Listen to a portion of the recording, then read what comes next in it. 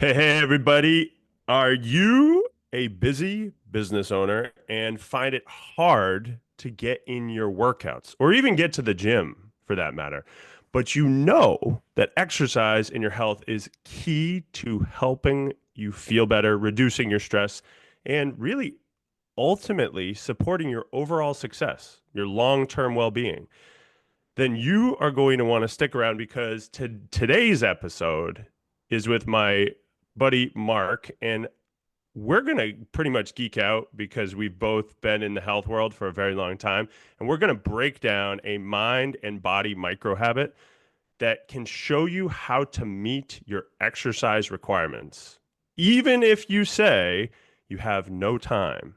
So let's rock and roll. I want to welcome you all to the Entrepreneur Expansion Show.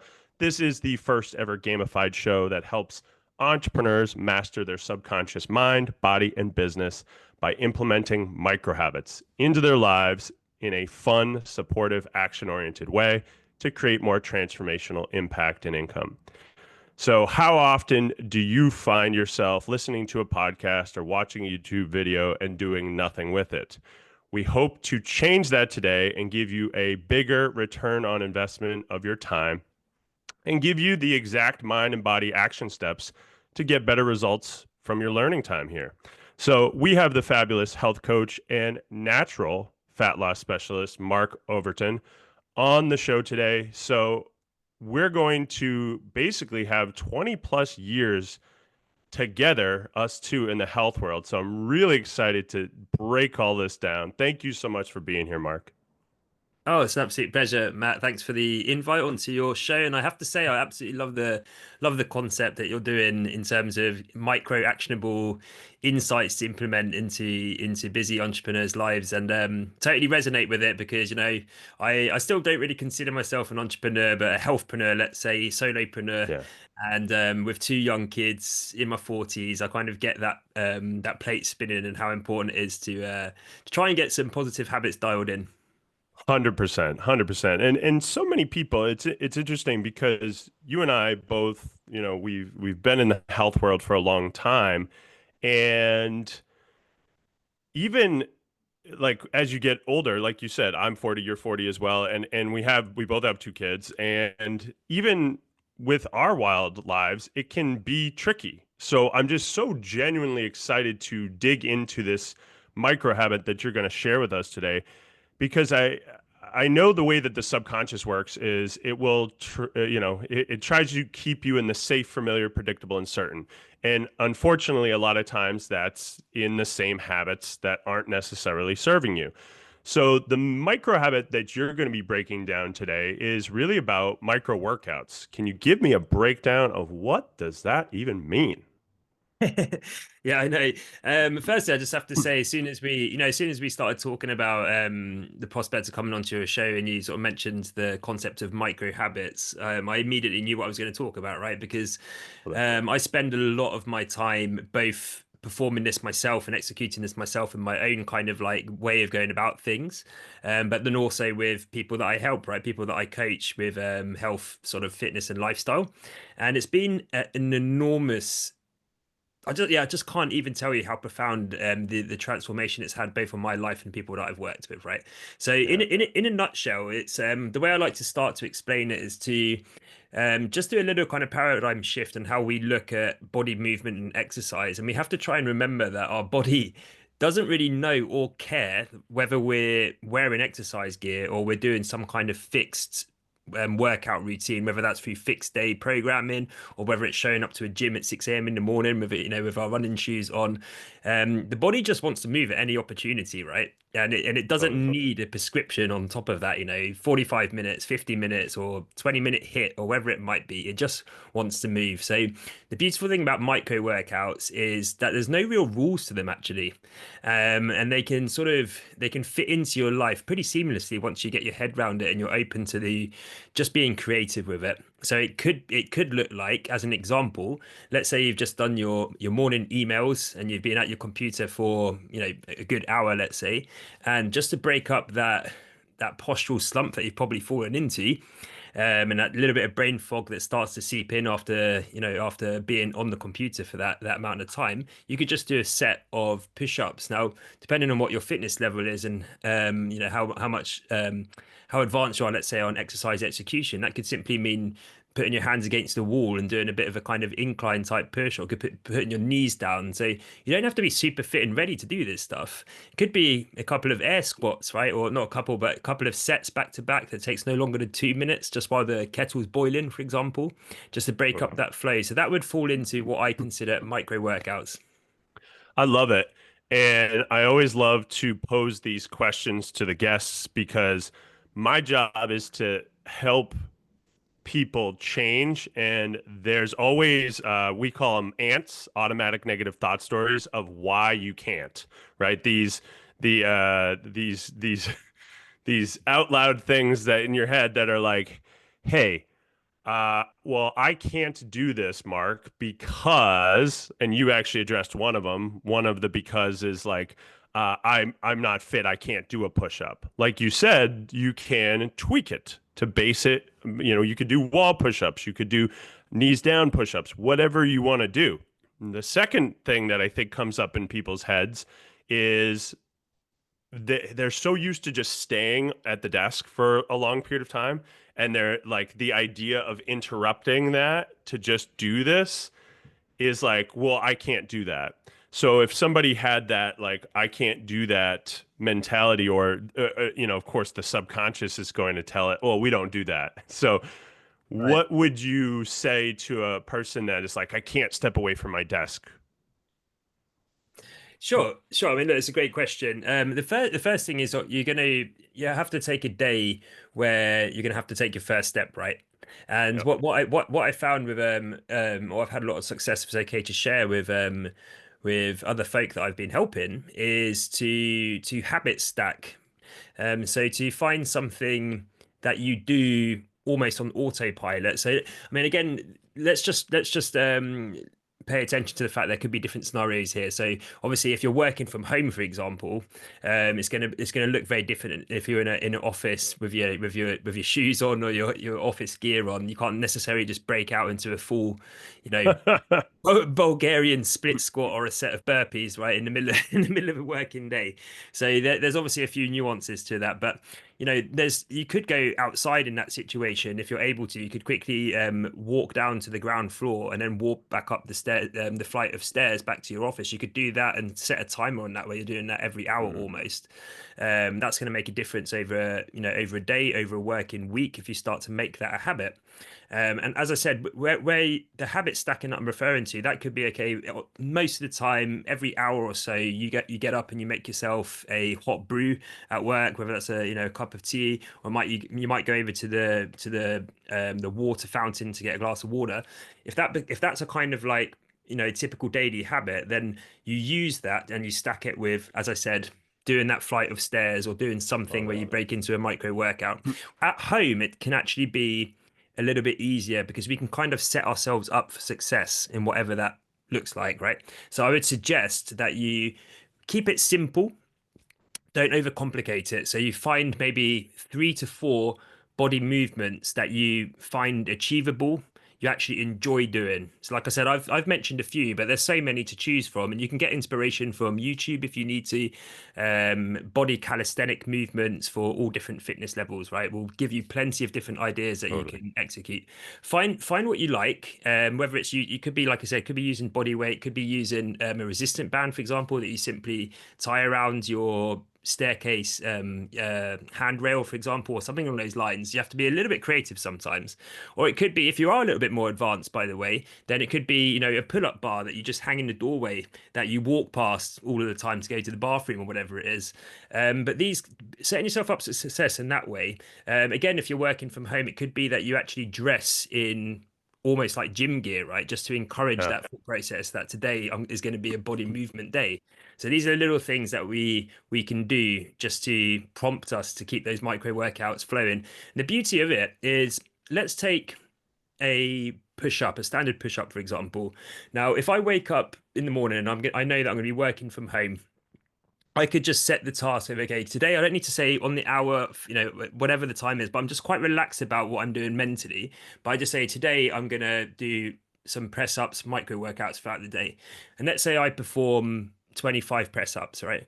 Now, by the end of the day, if I've done 5 sets of those, I've already done a considerable amount of accumulation of reps, Absolutely. right, and sets. Now, if you did that over the week, if you're again, at a certain fitness level, you're going to very, very quickly build up. So this is not just about breaking up brain fog, and this is not just about sort of stimulating metabolism and waking you up a little bit. You can actually get an cumulative effect on this over time. And if you're somebody that's in their 40s, 50s, and 60s, that sort of age, there's lots of evidence these days to show that you don't get the kind of drain and depletion effects of, for example, going and doing a really heavy lifting resistance training session or quite an aggressive hit training session. So it can Yeah. actually be a little bit kinder, let's say, on the nervous system, and it enables the immune system to stay strong rather than suppressed. Yeah, I love all of this, and something that I'll add to this is like you said, if you're in a suit and a tie, you can't necessarily be breaking a burpees in the middle of your office. But I've found that you can do a lot of different things that kind of are almost like secret, like just standing up and sitting down off out of your chair. Those are air squats, y'all, and it's not as weird as burpees in the middle of the office, as well as when I first started my business, I was also a full-time teacher. And I found that I just kind of worked in throughout my day those little things. So I would do lunge walks was Yeah. an example of just like I would lunge walk. And it's the compounding effect of this that makes it really powerful, folks. It's like you Yeah. don't realize how because this is actually this is really the other issue that comes up in people's heads. Will this really give me results? That's the thought that they get in their heads. And I found, because I've done plenty of just, 60-minute workouts, high intensity interval training, all that stuff. And I found this works just as well. And actually it's I found it even better, like you said, on just my overall well-being, my adrenals, just like it, sometimes that other stuff can be pretty costly of cortisol release and just like really, really draining you. And this just allows you to move throughout the day. And there's so many studies coming out that it actually helps doing it throughout the day helps you to, helps with your blood sugar, your insulin resistance, things like that. So it's just a really powerful micro habit that you can go throughout the day. And one thing I want everybody to catch what Mark said there is stacking it with something else you already do. So something you already do. So if you, this is how I actually started to put it into my life. Brush my teeth equals 10 counter push-ups. And then drinking water in the morning was 10 air squats. So I'm just tacking it on to that other thing. And it does not take long. It's simply just starting to implement it and train it. Now, what your mind is going to say, oh, I'm tired. I don't want to do this. So, what would you say, Mark, to the mind that says, I'm tired and I don't want to do this?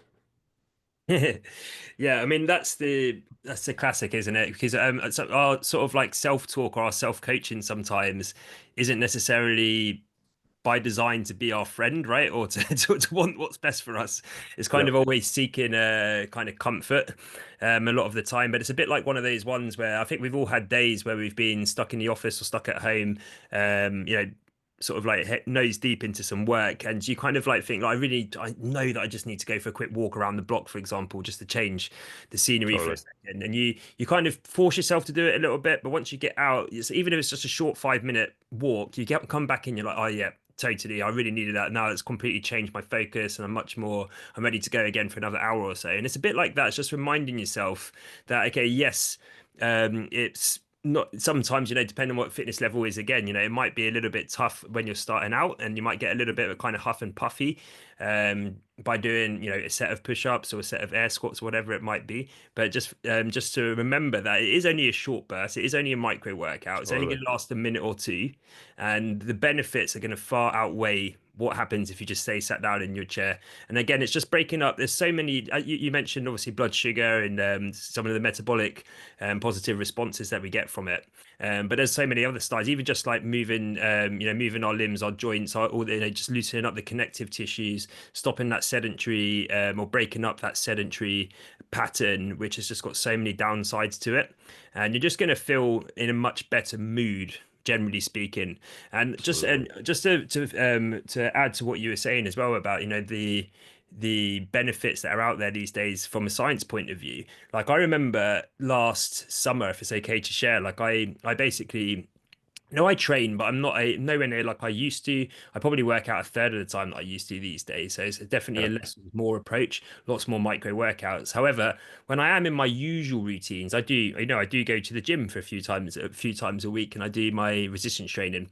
Anyway, last summer I broke it completely for 2 months, and I focused as a kind of self experiment.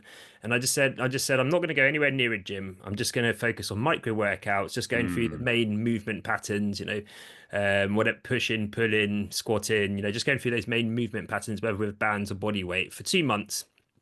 And, I kept to it. Most days I would throw in, a handful of micro workouts. And I have to say, it's all subjective, of course, but by the end of the summer, I probably felt the fittest I've ever been.